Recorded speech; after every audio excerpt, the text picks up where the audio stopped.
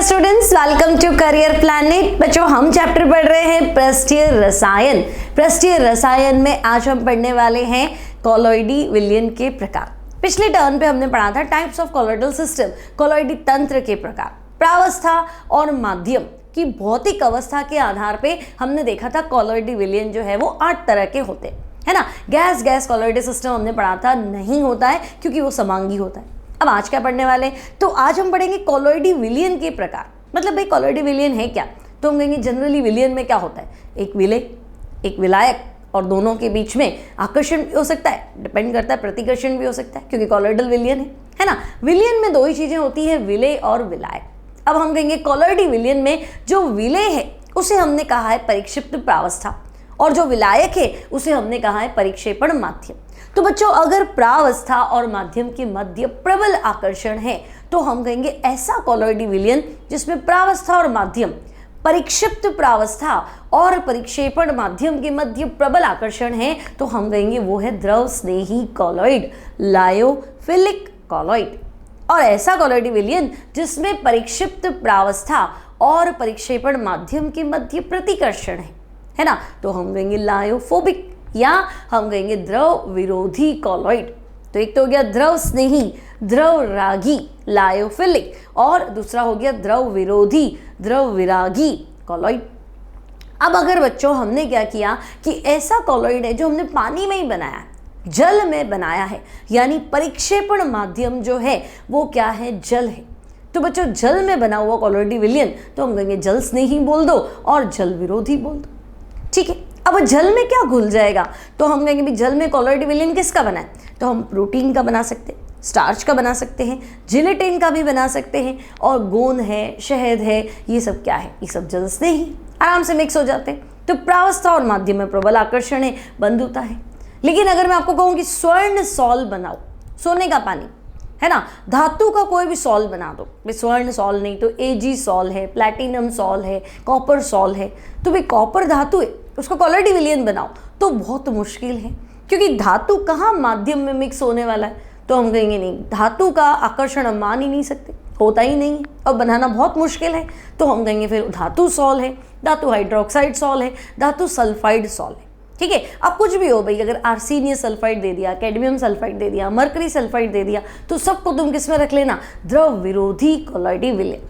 Clear. और कॉलॉइडी विलयन को हम शॉर्ट में सॉल बोलते हैं। तो मैं ये मान लूँ कि भाई आपको इतना क्लियर है कि कॉलॉइडी विलयन में एक तो है परिक्षिप्त प्रावस्था यानी कि उसका विलय जो कि वितरित है, और दूसरा है परिक्षेपण माध्यम जो कि उसका विलायक है, जिसके अंदर सब कुछ मिक्स्ड है। तो प्रावस्था और माध्यम में अगर प्रबल आकर्षण है तो ऐसे कॉलॉइडी विलयन को हम बोलेंगे द्रव स्नेही कॉलॉइड, और अगर प्रतिकर्षण है तो हम बोलेंगे द्रव विरोधी कॉलॉइड। यदि हमने परिक्षेपण माध्यम जल ले लिया तो अब हम बोलने वाले हैं जल स्नेही कॉलॉइड और जल विरोधी कॉलॉइड। क्लियर। अच्छा, इसको बढ़ने से पहले अगर मान लो एक क्वेश्चन कर लेते हैं। मान लो तुमसे पूछ ले कि भाई सोडियम अमलगम कौन सा कॉलॉइडी विलयन है, तो सोडियम अमलगम, नाम से क्या लग रहा है, सोडियम है और अमलगम, अमलगम मतलब मरकरी, ठीक है। तो बच्चों सोडियम तो धातु है, तो हम कहेंगे हाँ धातु है तो ठोस है, और अमलगम मरकरी है, मरकरी भी धातु है लेकिन वो एक ऐसा धातु है जो द्रव अवस्था में है। तो सोडियम अमलगम मतलब सोडियम में मरकरी मिक्स है, ठीक है। तो जो मिक्स है, जो वितरित है, वो प्रावस्था। तो प्रावस्था तो है मरकरी और माध्यम क्या है, सोडियम यानी कि धातु यानी कि ठोस, और प्रावस्था क्या है, मरकरी यानी कि द्रव। तो आपसे बच्चों पहले क्वेश्चन कर लेते हैं।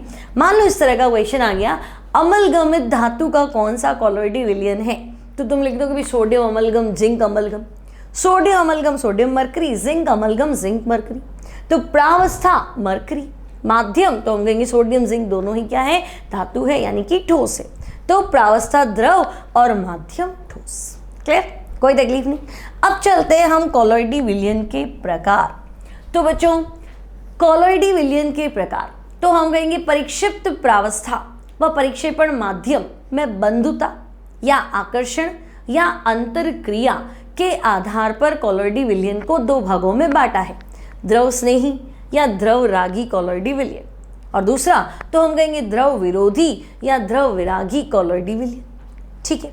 अब बच्चों द्रव स्नेही का उदाहरण है गोंद, शहद, जिलेटिन, स्टार्च। ठीक है, प्रोटीन भी लिख सकते हैं। और द्रव विरागी तो हम कहेंगे धातु सॉल, है ना, धातु सॉल, धातु हाइड्रोक्साइड सॉल, ठीक है, या फिर धातु सल्फाइड सॉल।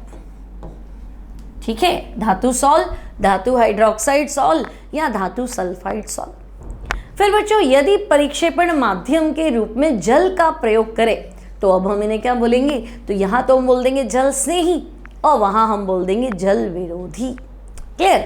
अगर प्रावस्था और माध्यम में आकर्षण है तो जल स्नेही बोल दो, पानी में बनाया है तो, और प्रतिकर्षण है तो जल विरोधी बोल दो अगर जलीय माध्यम में कॉलॉइडी विलयन बनाया है। ठीक है, अब बच्चों हमें बताने हैं इनमें अंतर। ठीक है, अच्छा एनसीईआरटी भी डिस्कस कर लें। एनसीईआरटी क्या कहती है, तो बच्चों एनसीईआरटी कहती है कि भाई विभिन्न प्रकार के कॉलॉइड में सबसे फेमस कॉलॉइड जो है वो है द्रव में ठोस। ठीक है, द्रव के अंदर क्या है, ठोस, तो हम कहेंगे जो हम पढ़ ही रहे हैं, है ना, द्रव स्नेही, द्रव विरोधी वाले। ठीक है, फिर जेल, जेल क्या होता है, तो हम कहेंगे ठोस में द्रव। जेल मतलब जेली जैसा होगा, दिखेगा क्या, ठोस, लेकिन सॉफ्ट भी है क्योंकि द्रव है, प्रावस्था। इमल्शन तो डिटेल में पढ़ेंगे बच्चों, द्रव द्रव कॉलॉइडी विलयन क्या होता है, इमल्शन। ठीक है, फिर ये हमने डिस्कस कर लिया कि भाई परिक्षेपण माध्यम जल है तो हम सॉल को जल विलेय या एक्वासॉल या हाइड्रोसॉल कहते हैं, और अल्कोहल है तो अल्कोसॉल कह देंगे।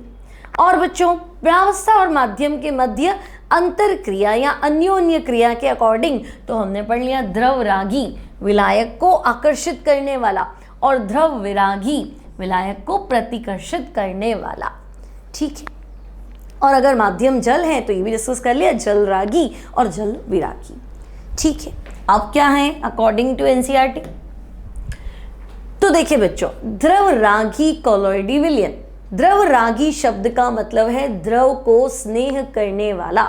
उदाहरण तो गोंद, जिलेटिन, स्टार्च, रबर आदि। ठीक है, इन पदार्थों को उचित द्रव में मिलाने पर सीधे ही प्राप्त होने वाला कॉलॉइडी विलयन क्या है, द्रव रागी। भी सूखा गोंद ले लो, उसको घोल दो गर्म पानी के अंदर, आराम से क्या हो जाएगा, मिक्स हो जाएगा, तो आराम से बन जाता है, इजी टू प्रिपेयर है ना, क्योंकि दोनों के मध्य आकर्षण है तो बिल्कुल एक गाढ़ा विलयन बन जाएगा, तो हम कहेंगे वो द्रव रागी है। अब बच्चों इस सॉल की एक महत्वपूर्ण विशेषता यह है कि परिक्षेपण माध्यम को परिक्षिप्त प्रावस्था से अलग कर दिया जाए। मतलब अगर मैं गोंद का पानी उड़ा दूं तो कोई बात नहीं, पानी उड़ाने दो, वाष्पीकृत कर दो, गोंद रहेगा। ठीक है, तो एक बार तो सूख जाएगा, चलो कॉलॉइडी अवस्था नष्ट हो जाएगी, लेकिन वापस घोल दो पानी में तो वापस तैयार। मतलब बच्चों ये उत्क्रमणीय होते हैं, एक बार खराब भी हो गए तो वापस बन जाएंगे। तो अब तो हम कहेंगे यदि माध्यम को परिक्षिप्त प्रावस्था से अलग कर दे, मान लो वाष्पीकरण कर दिया, तो सॉल को केवल परिक्षेपण माध्यम के साथ मिश्रित करके पुनः प्राप्त किया जा सकता है। यानी ऐसे सॉल क्या है बच्चों, उत्क्रमणीय सॉल है।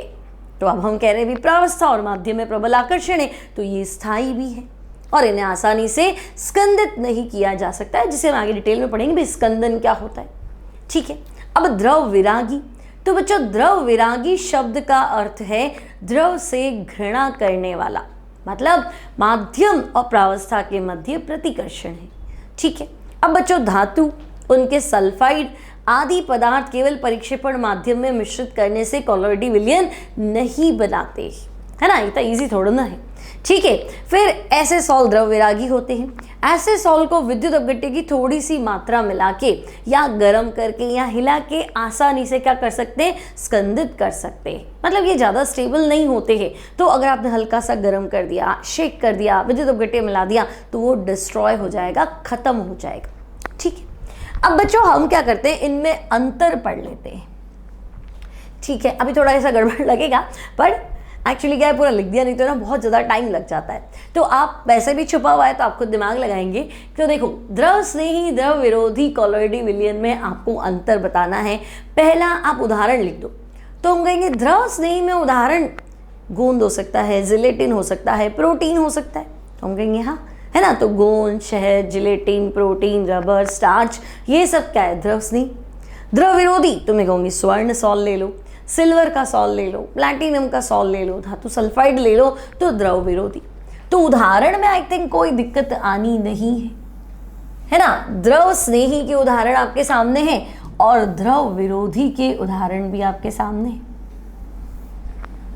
ठीक है, तो हम कहेंगे ओके भाई, धातु सॉल कह दिया, धातु सल्फाइड कह दिया तो ओके।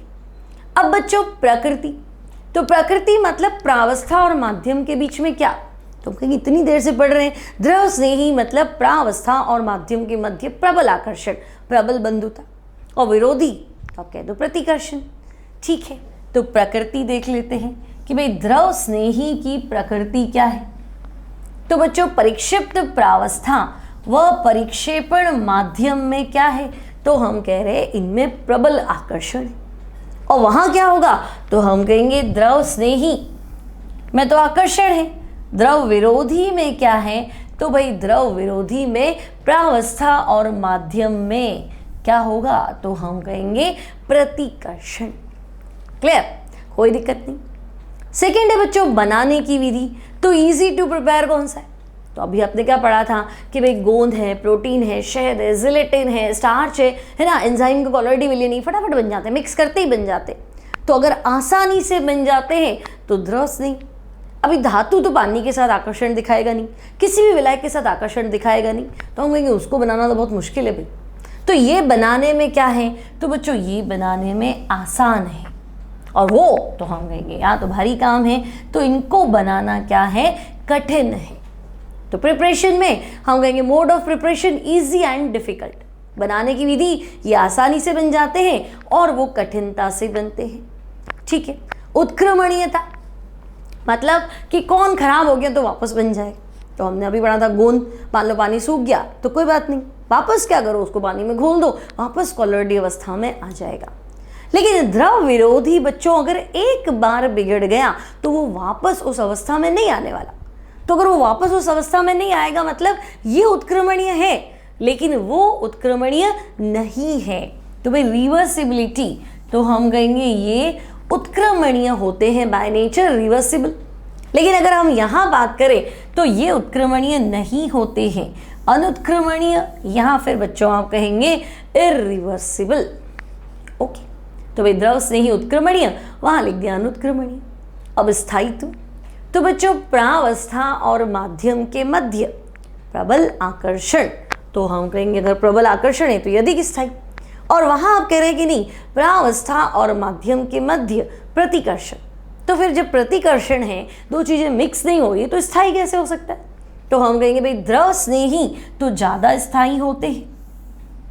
ठीक है, लेकिन अगर मैं द्रव विरोधी की बात करूं तो भाई ये कम स्थायी होता है।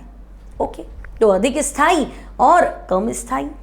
ठीक है, अब बच्चों दृश्यता, तो आपको देखना है कि भाई द्रव स्नेही, तो देखो गोंद है, शहद है ना, तो हम देख सकते हैं कणों को आराम से, कोई दिक्कत नहीं है। ठीक है, लेकिन द्रव विरोधी अब देख सकते हैं, मतलब ऐसे आपको ट्रांसपेरेंट दिखेगा, ट्रांसपेरेंट नहीं कह सकते, मतलब पारभासी दिखेगा।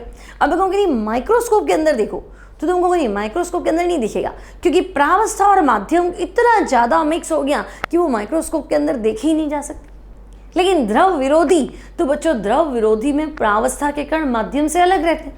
अब आपको पता है कि भाई लाइट आ रही है ना, ये प्रकाश पुंज आ रहा है, मतलब प्रकाश की तरंग आ रही है, और ये कॉलोइडी कण का आकार तो आपको पता ही है। ठीक है, तो ये तरंग दैर्घ्य क्या होता है, समान कोटि का होता है, ऑर्डर सेम होता है। भाई किसी की हाइट 6 फीट की है और सामान भी है जो 2-3 फीट का है, तो फिट मैच हो रहा है ना, फिट और फिट है ना, तो हम कहेंगे हाँ बराबरी की है, सेम ऑर्डर का है, एग्जैक्ट सेम नहीं होता है बट मिलता जुलता होता है। तो ये क्या करते हैं, जब यहाँ से पास होते हैं तो बच्चे उसको फैला देते हैं, ये कण जो है बीच में आएंगे तो ये प्रकाश जो है ये फैल जाता है। तो इसका फैलना क्या होता है, तो हम कहेंगे टिंडल प्रभाव। तो भाई टिंडल प्रभाव तो तभी संभव है जब क्या हो, तो हम कहेंगे भाई कण माध्यम में मिक्स कर लोगे तब तो पॉसिबल नहीं। तो जब हम इनके कणों को माइक्रोस्कोप से देखते हैं तो हमें कण तो नहीं दिखाई देंगे, लेकिन प्रकीर्णन जरूर दिखेगा, लाइट फैल जाएगी, स्कैटरिंग ऑफ लाइट, प्रकाश का प्रकीर्णन देखा जा सकता है। लेकिन ये तो बच्चों इतने अच्छे से मिक्स होते हैं कि अगर मैं माइक्रोस्कोप से इन कणों को देखूं तो हम ये कण नहीं देख सकते। तो अगर दृश्यता की बात करें तो अब क्या लिखेंगे, सूक्ष्मदर्शी से अगर हम देखें तो बच्चों कण जो है उन कणों को हम नहीं देख सकते। लेकिन यहाँ अगर हम बात करें कि भाई माइक्रोस्कोप से चेक करो, तो आप क्या देखेंगे कि सूक्ष्मदर्शी द्वारा कणों का प्रकीर्णन है ना सूक्ष्मदर्शी से कणों को देखा जा सकता है, क्योंकि वो लाइट को क्या कर देते हैं, स्कैटर कर सकते हैं, है ना। तो कणों को ऐसे लिख देंगे आप, कणों द्वारा प्रकीर्णन को देखा जा सकता है, थोड़ा ज्यादा बेटर रहेगा, ठीक है। लाइट को फैला देते हैं तो सूक्ष्मदर्शी से देखने पर द्रव विरोधी कण जो हैं बच्चों, वो लाइट की स्कैटरिंग कर देते हैं, उसको फैला देते हैं, तो हम देखेंगे ओके, प्रकीर्णन तो दिख जाएगा। अब बात करें श्यानता, तो मुझे बताओ श्यानता मतलब द्रव का वह गुण जो उसके फ्लो करने को, उसके बहने का विरोध करता है। तो हम कहें कि भाई गाढ़ी चीज़ें होती हैं उनकी श्यानता ज़्यादा होती है, आकर्षण ज़्यादा होता है, कणों के बीच में आकर्षण इतना है कि वो बहने नहीं देगा, उसको आपस में एक दूसरे को होल्ड कर लेंगे। लेकिन द्रव विरोधी में क्या है, प्रावस्था माध्यम अलग अलग है ना, प्रतिकर्षण है तो वो बहने देगा, उसको आराम से बह जाएगा, थोड़ा पतला होता है सॉल्यूशन। तो भाई गाढ़ा कौन है, तो मैं कहूँगी द्रव स्नेही दिख ही रहे, शायद गोंद है, इनको तो गाढ़ा ही बोलेंगे। तो बच्चों जो गाढ़ा है, जो विस्कस है, आकर्षण ज़्यादा है माध्यम और प्रावस्था के कणों के मध्य, तो हम कहेंगे श्यानता ज़्यादा। और वहाँ हम देख रहे प्रतिकर्षण है, मतलब बह जाएगा आराम से, कोई दिक्कत नहीं है, तो बच्चों श्यानता कम। तो आपको बताना है द्रव स्नेही सॉल, द्रव स्नेही कोलॉइडी विलयन प्रावस्था और माध्यम के मध्य प्रबल आकर्षण के कारण श्यान होते हैं, श्यानता अधिक होती है, गाढ़े होते हैं। और वहाँ प्रावस्था और माध्यम के मध्य प्रतिकर्षण के कारण इनकी श्यानता क्या होती है, कम होती है। क्लियर, यहाँ तक कोई दिक्कत नहीं। आगे देखते हैं और क्या पॉइंट्स है। अब बच्चों नेक्स्ट टॉपिक है पृष्ठ तनाव। अब पृष्ठ तनाव क्या होता है, तो देखो जनरली अगर आपसे कोई बोले पृष्ठ तनाव, तो पृष्ठ यानी सरफेस, तनाव यानी खिंचना। तो द्रव की कोई भी लिक्विड है, कोई भी द्रव है, उसकी सतह, या मान लो पानी जो है वो एक बूंद के रूप में गिरता है, आप देखेंगे पानी की जो बूंद है ना, सरफेस जो है उसकी सतह जो है वो खिंची हुई झिल्ली की तरह काम करती है। एक ग्लास में पानी भर दो, सरफेस एकदम क्या दिखेगी आपको, फ्लैट दिखेगी, खिंची हुई झिल्ली की तरह दिखेगी, तनी नहीं दिखेगी हमेशा। कभी ऐसे देखिए उस पर रिंकल्स है, टेढ़े मेढ़े या सल पड़ते हैं जिसको हम बोलते हैं हिंदी में, तो हम कहेंगे नहीं, बिल्कुल स्ट्रेचेबल मेम्ब्रेन की तरह बिहेव करती है ना, रिंकल्स नहीं होते उसकी सरफेस पे, बिल्कुल स्ट्रेचेबल मेम्ब्रेन है, खिंची हुई झिल्ली है। तो यह गुण पृष्ठ तनाव, नीचे के अणु क्या कर रहे, खींच रहे। अब ये नीचे वाले अणु, सतह वाले अणु को खींच रहे, तो खिंची हुई झिल्ली। तो भाई लिक्विड की नेचर होती है, पानी की नेचर है कि वो ड्रॉप्स के फॉर्म में गिरता है ना, बूंद के रूप में गिरता है, गोले के रूप में गिर रहा है, बूंदे बना रहा है भाई, क्योंकि गोला तो 3D में है ना, तो गिर रहा है, तो हम कहेंगे बूंद के रूप में गिरता है। ट्रायंगल तो नहीं बनाता, स्टार तो नहीं बनाता, स्क्वायर तो नहीं बनाता, तो हम कहेंगे भाई गोले का क्षेत्रफल न्यूनतम है, इसलिए पानी बूंद के रूप में गिरता है। न्यूनतम क्षेत्रफल मतलब मिनिमम एरिया है ना, कम से कम जगह घेरनी है। तो पृष्ठ तनाव का मतलब ही है कि कम से कम जगह घेरनी, ठीक है। अब तुम सोचो कि श्यानता क्या, कणों के मध्य आकर्षण ज्यादा, तो गाढ़ा हो गया। तो बच्चों जो चीज गाढ़ी हो गई उसकी श्यानता तो ज्यादा है, लेकिन पृष्ठ तनाव कम हो जाएगा, वो चपटी बूंद के रूप में गिरी। और जहां श्यानता कम है वहां पृष्ठ तनाव क्या होगा, ज्यादा होगा, है ना, क्योंकि वो सॉल्यूशन थोड़ा पतला है, कणों के मध्य आकर्षण कम है, तो खिंची हुई झिल्ली की तरह बिहेव करेगा। तो आपको क्या ध्यान रखना है, अधिक श्यानता है तो पृष्ठ तनाव कम है। किससे कम है, तो माध्यम से कम। भाई आपने बनाया है ना कोलॉइडी सॉल्यूशन, क्या है, दो चीजों का मिक्सअप है, तो मिक्सअप मतलब माध्यम से कंपेयर करो, कम ज्यादा किससे, तो माध्यम क्या था, तो मान लो पानी था। अब तुमने अगर गोंद बना दिया पानी में, गोंद को घोल के गोंद का कोलॉइडी विलयन बना दिया, तो गोंद वाले की श्यानता तो पानी से ज्यादा होगी, मतलब पानी से ज्यादा गाढ़ा होगा, लेकिन पृष्ठ तनाव माध्यम से कम होगा। और द्रव विरोधी की बात करो, है ना, स्वर्ण सॉल बना दिया, तो बच्चों स्वर्ण सॉल जब बनेगा तो पानी से भी पतला दिखेगा आपको, है ना, लेकिन उसकी पृष्ठ तनाव श्यानता तो आपको क्या दिखेगी, कम दिखेगी, लेकिन पृष्ठ तनाव माध्यम से क्या होगा, ज्यादा होगा, ठीक है। तो आपको यहाँ कंपेयर करना है कि भाई द्रव स्नेही कोलॉइडी विलयन, तो हम कहेंगे इसका पृष्ठ तनाव माध्यम से कम है। और वहां क्या बताएंगे कि भाई यहाँ जो पृष्ठ तनाव है वो माध्यम से ज्यादा है, ठीक है, माध्यम से अधिक, माध्यम से कम। अब जो टिंडल प्रभाव, ब्राउनियन गति, दोनों साथ साथ चलते हैं, है ना। टिंडल प्रभाव मतलब तो मैंने आपको भी बताया, भाई कणों का आकार और प्रकाश का तरंग दैर्घ्य सेम कोटि का है, सेम ऑर्डर का है, मैच करती हुई साइज है। तो फिर जैसे ही लाइट जाएगी तो उसके आर पार, एक तो क्या होता है कि भाई लाइट आई ना, आपने ये हाथ रख दिया तो इसकी परछाई बन गई। क्यों परछाई क्यों बनी, क्योंकि लाइट आई तो इससे टकरा नहीं पाएगी, है ना, इसको पार करके तो नहीं जा सकते, तो शेडो बन जाता है।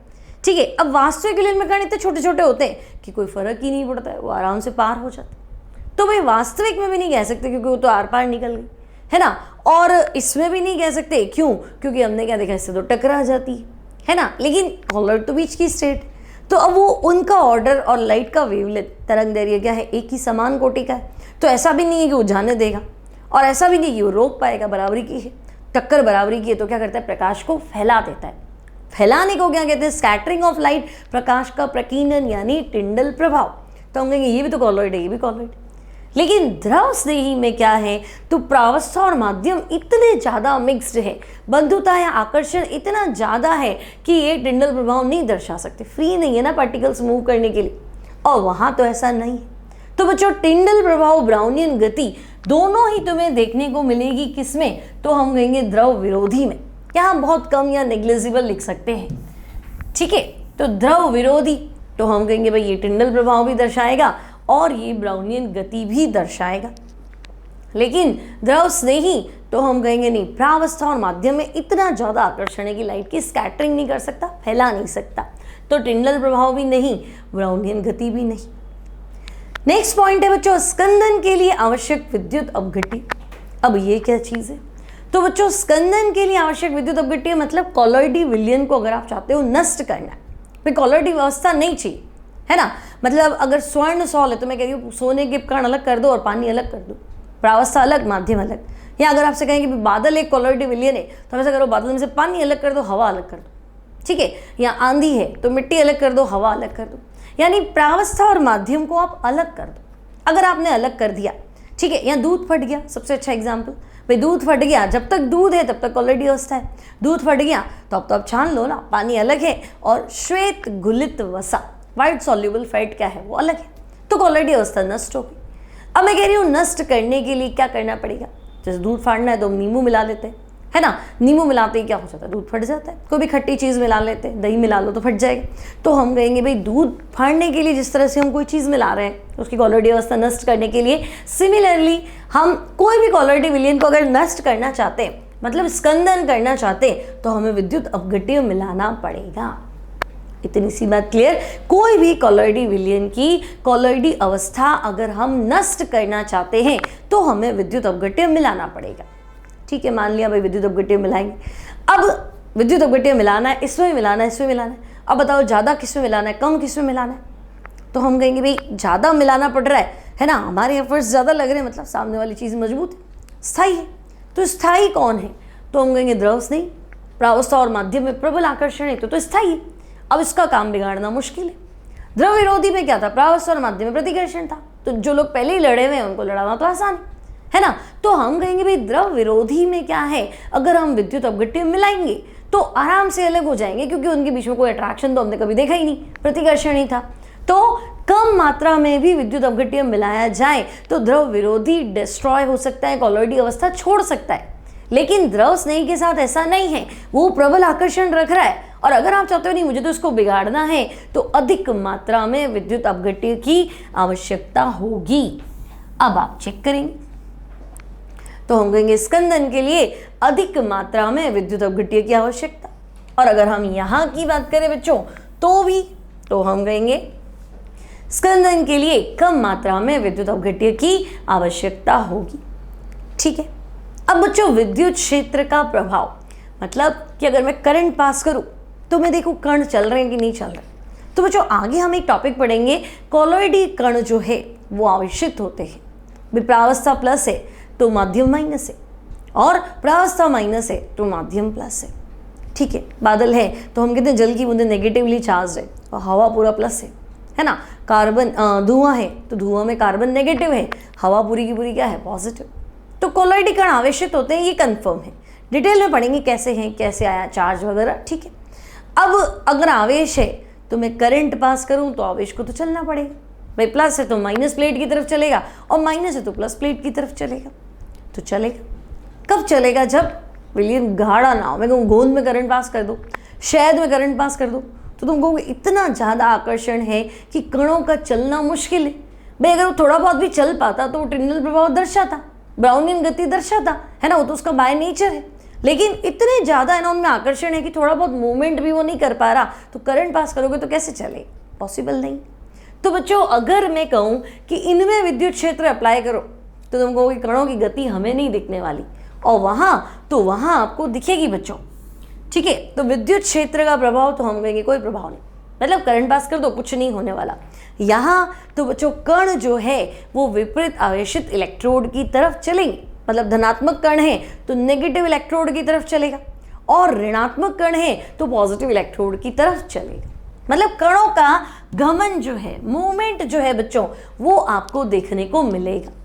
तो कण विपरीत आवेशित इलेक्ट्रोड की ओर चलते हैं। तो बच्चों मैं मान लो कि तुम्हें द्रव स्नेही और द्रव विरोधी कॉलॉइड के बीच में अंतर समझ में आ गए। ठीक है, तुम सबसे पहले बच्चों उदाहरण याद रखोगी, उदाहरण से तुम सारी चीजें एक्सप्लेन कर पाओगे। ठीक है बच्चों, तो उदाहरण जैसे शहद, गोंद, प्रोटीन, तो तुम्हें देख के ही पता चलेगा कि भाई यहाँ तो प्रावस्था माध्यम में आकर्षण दिख रहा है, वहां नहीं दिखेगा। अब आकर्षण है तो वो चीज स्थायी होगी, है ना, वो मुश्किल होगी। ठीक है, मतलब कम स्थायी होगी। फिर आकर्षण है तो बनाना इजी होगा, वहां बनाना कठिन होगा। फिर तो हम कहेंगे भाई दृश्यता, तो इतने ज़्यादा पार्टिकल्स पास में है कि माइक्रोस्कोप से नहीं देख सकते। वहाँ पे आप देख सकते हो कणों को, या कणों द्वारा प्रकाश का प्रकीर्णन फिर भी देखा जा सकता है। फिर श्यानता, तो भाई ये गाढ़ा होगा, ये कम श्यान होगा। अब श्यानता अधिक तो बच्चों पृष्ठ तनाव कम, तो हम कहेंगे यहाँ श्यानता ज़्यादा थी तो पृष्ठ तनाव कम, और वहाँ पृष्ठ तनाव ज़्यादा। अब कणों की बात, यह आकर्षण इतना ज़्यादा है कि ना तो वो टिंडल प्रभाव दर्शाएगा, ना ब्राउनियन गति दर्शाएगा, ना ही विद्युत क्षेत्र में गमन दर्शाएगा। और वहाँ तीनों चीज़ें मिलेंगी, टिंडल प्रभाव भी मिलेगा, ब्राउनियन गति भी मिलेगी, विद्युत क्षेत्र में गमन भी मिलेगा। और बच्चों ये ऑलरेडी बहुत स्थायी है, और अगर मैं स्कंदन करना चाहूँ, स्कंदन मतलब इसकी कॉलॉइडी अवस्था नष्ट करना चाहूँ, तो मैं कहूँगी यहाँ मुझे विद्युत अपघट्य मिलाना है, यहाँ ज़्यादा मिलाना है और वहाँ कम मिलाना है। क्लियर? तो यहाँ कोई तकलीफ नहीं, डिफरेंसेस आप लिख दोगी।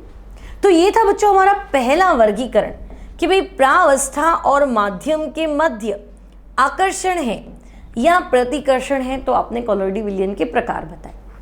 अब बच्चों परिक्षिप्त प्रावस्था के कणों के आधार पर, कणों के आकार के आधार पर, भाई आपने ये तो बता दिया 1 से 1000 नैनोमीटर की रेंज है।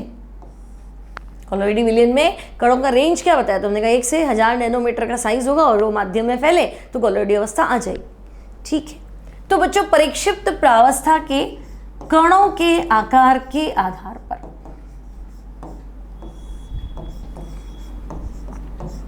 नया हेडिंग लिखेंगे आप, कणों के आकार के आधार पर कॉलॉइडी विलयन का वर्गीकरण। ठीक है,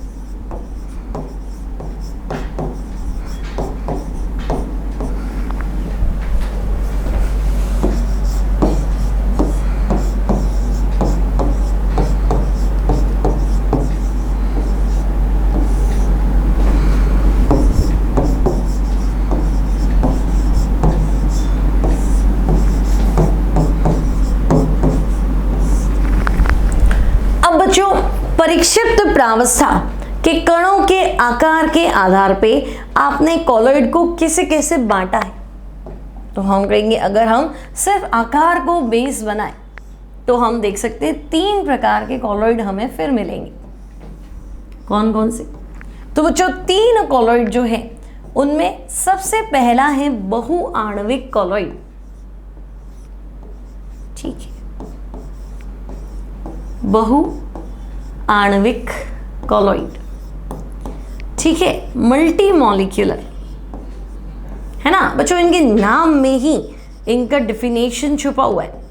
मल्टी यानी बहुत सारे, मॉलिक्यूलर, तो ये है बच्चों मल्टी मॉलिक्यूलर कॉलॉइड्स।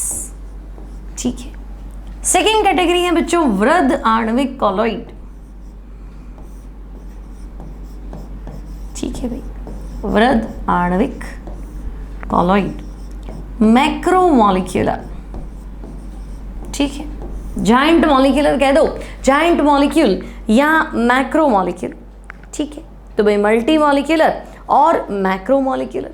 और बच्चों तीसरा और सबसे इंपॉर्टेंट यहां लिख देते हैं मैक्रोमॉलिक्यूलर।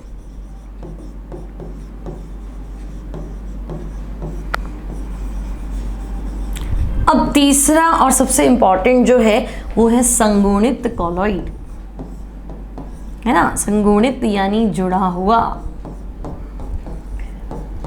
संगुणित कॉलॉइड, एसोसिएटेड,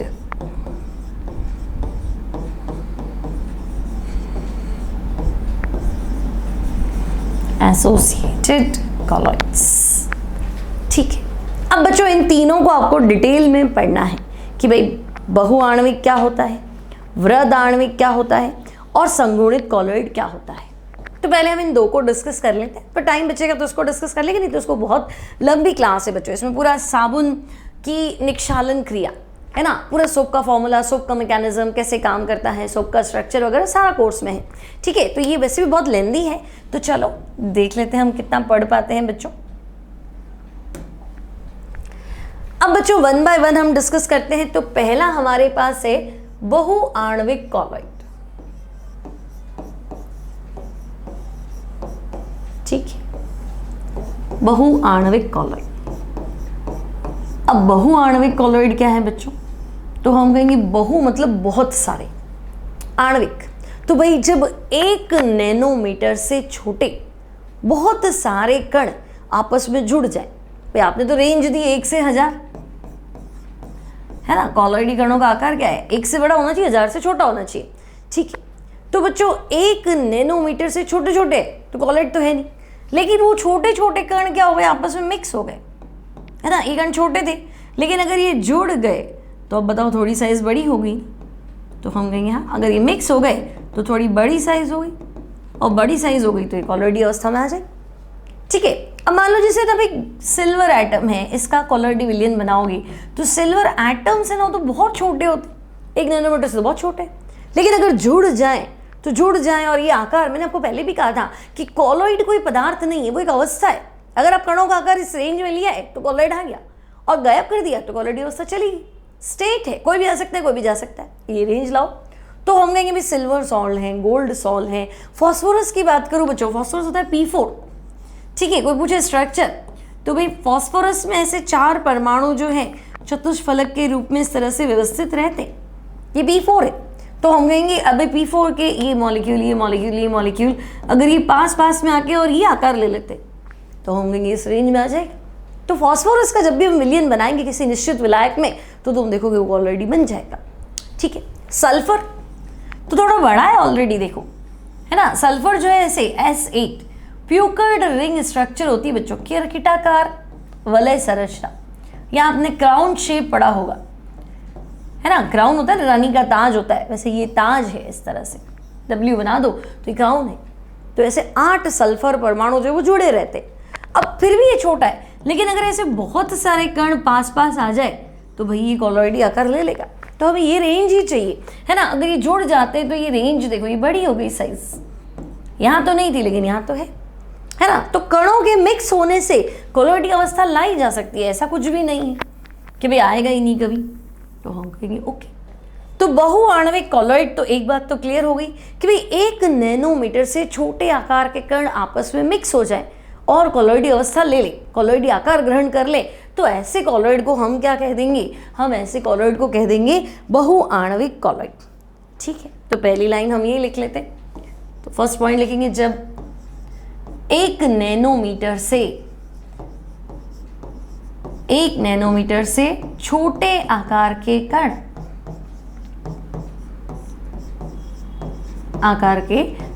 आपस में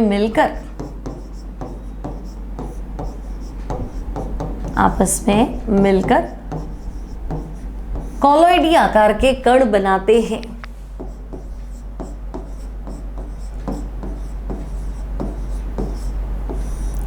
कॉलॉइडी आकार के कण बनाते हैं।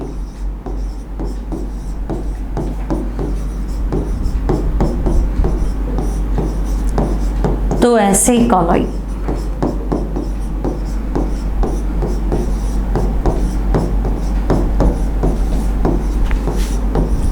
कॉलॉइड बहुआण्विक कॉलॉइड कहलाते हैं। ठीक है, तो भाई 1 नैनोमीटर से छोटा होना चाहिए और मिक्स होके कॉलॉइडी साइज में आ गया, तो ऐसे कॉलॉइड क्या कहलाएंगे, बहुआण्विक कॉलॉइड कहलाते। ठीक है, तो उदाहरण लिख दो। तो हम कहेंगे भाई स्मॉल एटम कहाँ पॉसिबल है, तो स्मॉल एटम जो है वो पॉसिबल है अगर आपसे कहा जाए silver sol, gold sol.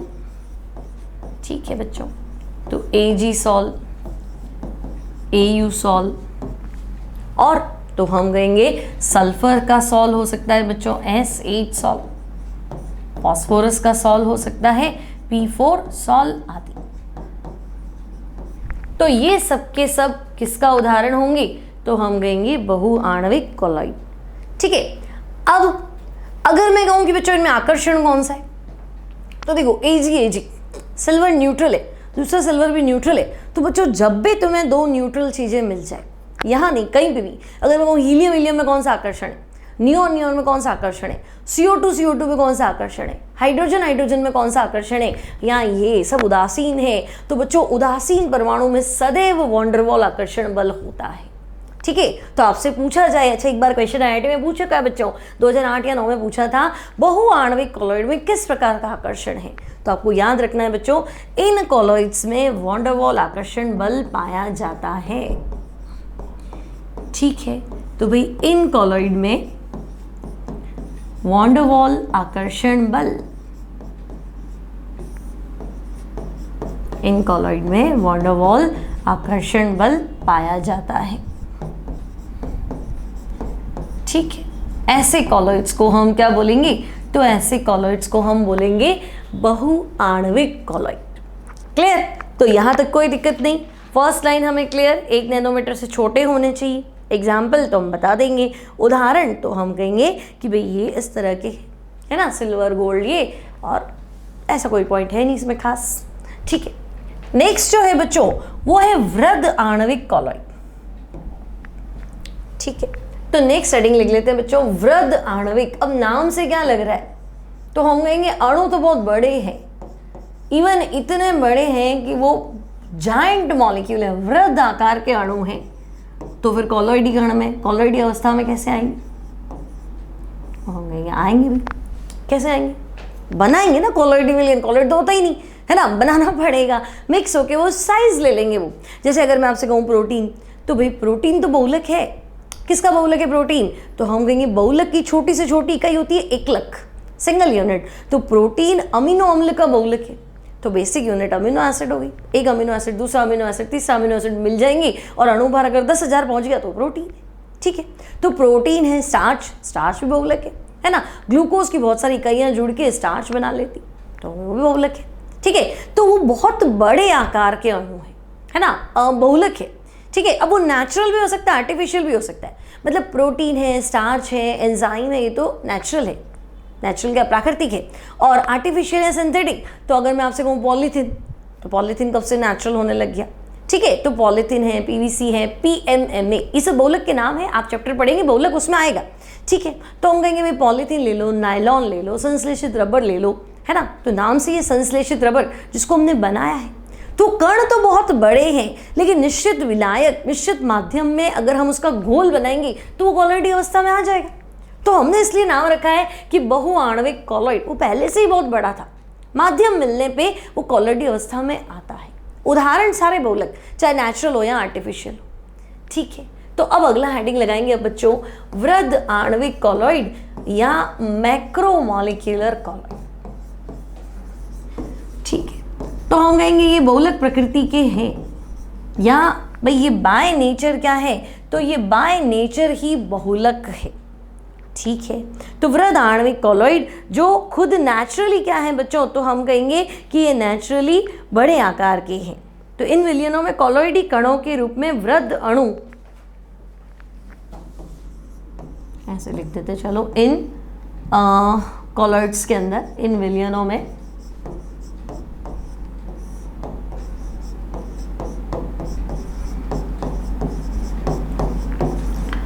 Colloid के अणु क्या होते हैं, तो हम कहेंगे कॉलॉइड के अणु वृद्ध आकार के। ठीक है, जाइंट मॉलिक्यूल, वृद्ध आकार के, या फिर हम क्या कहते हैं बहुलक होते हैं।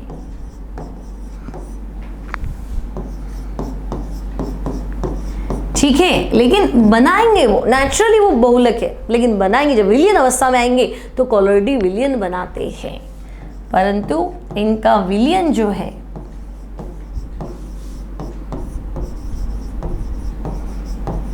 वो क्या होता है, तो भाई वो कॉलोइडी अवस्था में होता है। ठीक है, तो इनका विलयन, तो हम कहेंगे इनका जो विलयन है वो कॉलोइडी अवस्था में होता है निश्चित विलायक के साथ। ठीक है,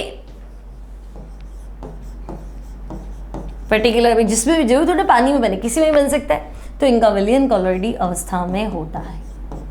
अब आप उदाहरण लिख दो, तो हम कहेंगे उदाहरण, पहले नेचुरल लिख देते हैं फिर सिंथेटिक लिख देंगे। तो उदाहरण क्या होगा, तो हम कहेंगे भाई देखो प्रोटीन संगुणित कॉलोइड का उदाहरण है, स्टार्च संगुणित कॉलोइड का उदाहरण है, एंजाइम का जलीय विलयन कॉलोइड है, तो हम कहेंगे एंजाइम तो खुद ही प्रोटीन का बना है, तो एंजाइम भी लिख सकते हैं। अब ये तो थे नेचुरल, सिंथेटिक लिखें संश्लेषित, तो नायलॉन लिख दो या पॉलीथिन लिख दो। ठीक है, तो नायलॉन, पॉलीथिन आदि। तो ये हो गया बच्चों मैक्रोमोलिक्यूलर कॉलोइड या जायंट कॉलोइड। ठीक है, तो ये सेकेंड टाइप हो गया। अब नेक्स्ट है बच्चों संगुणित कॉलोइड। संगुणित कॉलोइड क्या होता है, तो डेफिनेशन तो अभी मैं आपको बता देती हूँ, डिटेल में उसको हम नेक्स्ट क्लास में पढ़ेंगे। ठीक है, तो बच्चों संगुणित कॉलोइड,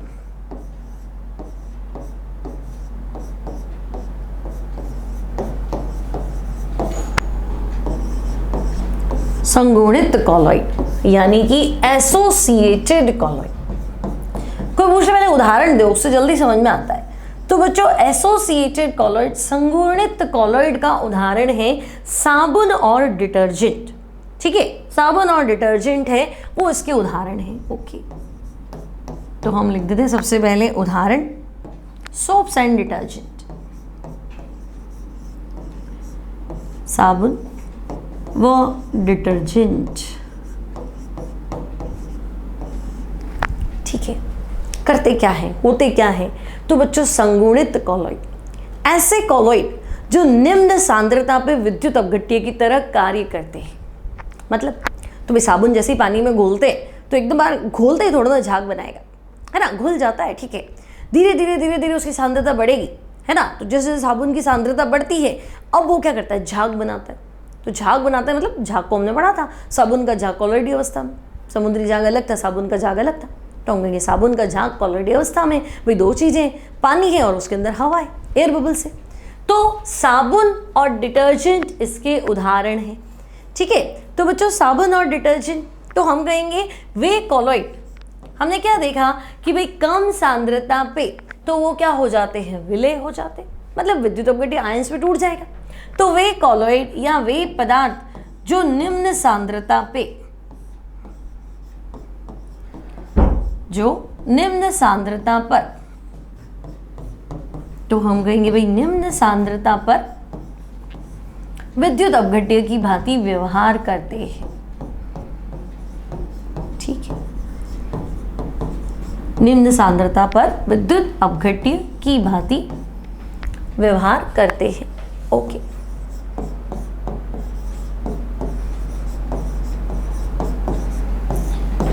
परंतु तो बच्चों हम कहेंगे उच्च सांद्रता पे, तो उच्च सांद्रता पे वे कॉलोइड की भांति व्यवहार करते हैं या उच्च सांद्रता पे वे कॉलोइडी विलयन बनाते हैं।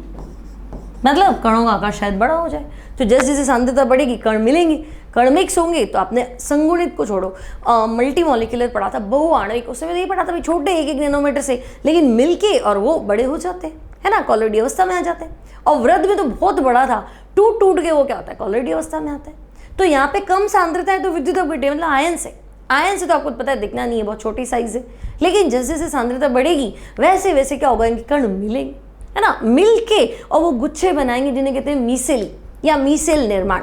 ठीक है, तो हम कहेंगे उच्च सांद्रता पे ये कॉलोइड की भांति व्यवहार करते हैं।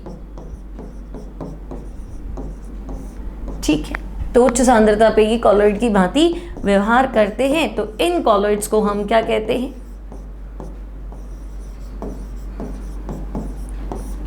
व्यवहार करते हैं, इन्हें हम कहते हैं बच्चों संगुणित कॉलॉइड। ठीक है, ओके, एसोसिएटेड कॉलॉइड्स संगुणित कॉलॉइड कहते हैं। ठीक है, अब होगा क्या? तो भाई लो कंसंट्रेशन पे तो आयंस में टूट गया, हाई कंसंट्रेशन पे, उच्च सांद्रता पे क्या हुआ? इनके अणु पास पास में आ जाते हैं और गुच्छे बनाते हैं। ठीक है, तो बच्चों हम लिखेंगे उच्च सांद्रता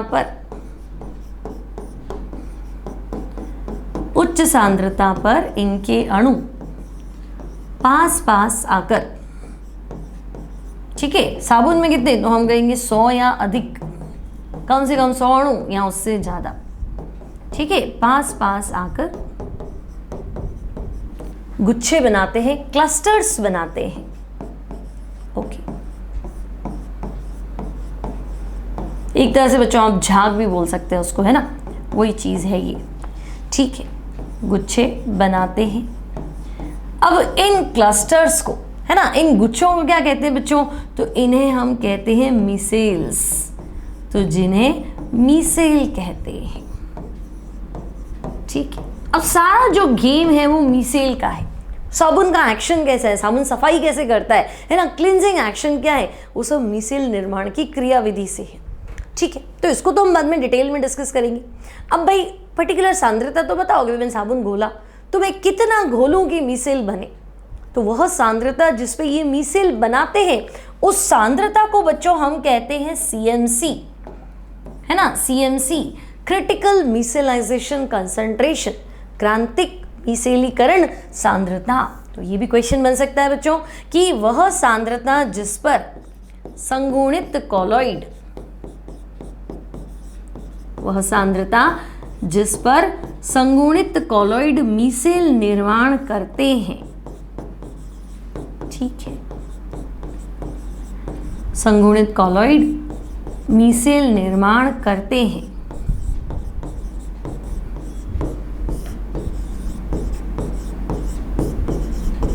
क्या कहलाएंगी? तो बच्चों हम बोलेंगे क्रांतिक मिसेलीकरण सांद्रता कहलाती है।